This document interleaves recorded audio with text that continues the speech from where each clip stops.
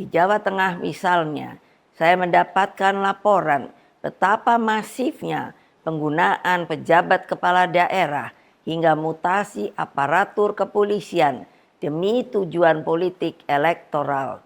Ini tidak boleh dibiarkan lagi, mengingat Mahkamah Konstitusi telah mengambil keputusan penting bahwa aparatur negara yang tidak netral bisa dipidanakan. Saudara-saudara sekalian, saya mengenal Jawa Tengah dengan baik. Saya terpilih sebagai anggota DPR RI 3 kali.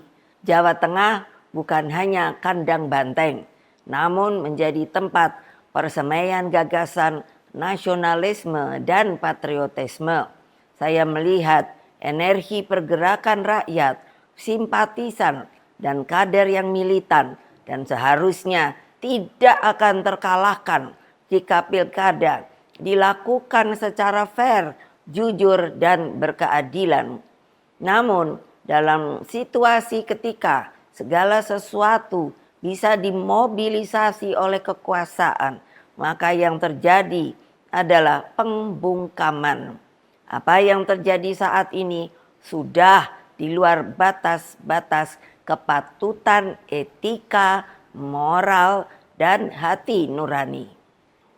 Karena itulah kepada seluruh simpatisan, anggota, dan kader Partai Demokrasi Indonesia Perjuangan serta seluruh rakyat Indonesia, saya serukan terus-menerus, jangan pernah takut untuk menyuarakan kebenaran.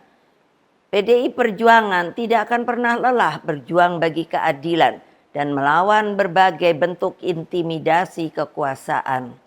Ingat bahwa pilkada seharusnya mencerminkan peningkatan peradaban. Etika, moral, hati nurani harus jelas tergambarkan. Saudara-saudara sekalian, terus jaga semangat perjuangan. Kita tidak pernah menyerah. Kita terus melakukan perlawanan secara terukur dalam koridor hukum.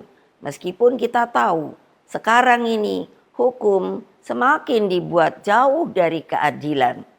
Berkaitan dengan hal tersebut, pertama, jaga dan amankan setiap suara rakyat dengan sebaik-baiknya.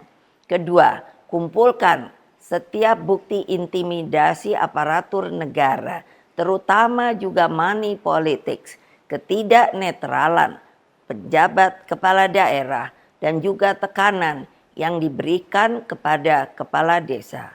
Ketiga, kumpulkan berbagai bukti yang menunjukkan mobilisasi bansos yang dilakukan secara masif dan praktik-praktik sekali lagi money politics yang terjadi.